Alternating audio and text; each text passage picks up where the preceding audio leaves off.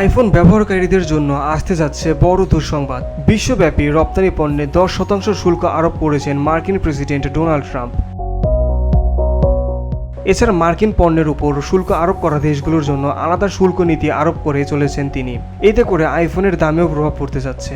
শুল্ক বৃদ্ধির কারণে এটিরও 30 থেকে 40% দাম বাড়তে পারে। শুক্রবার বার্তা সংস্থা রয়টার্সের এক প্রতিবেদনে এ তথ্য জানানো হয়েছে।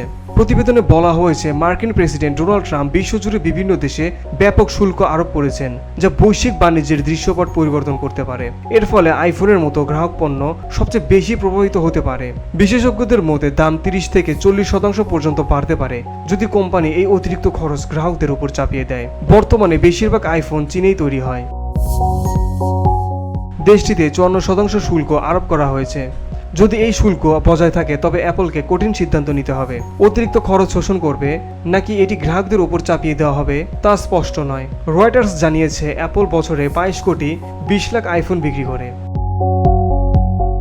তবে এটি শুল্ক বৃদ্ধির কারণে $1142 পৌঁছতে পারে, যা বাংলাদেশি মুদ্রায় প্রায় 1,38,200 টাকা। বিশেষজ্ঞরা বলছেন, অ্যাপল এই খরচ গ্রাহকদের উপর চাপিয়ে দেয় তাহলে এ মূল্য 43% পর্যন্ত বৃদ্ধি পেতে পারে।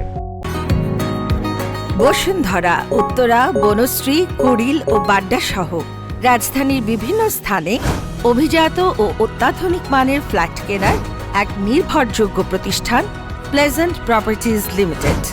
তাই আপনার স্বপ্নের আবাসনের জন্য আজই যোগাযোগ করুন।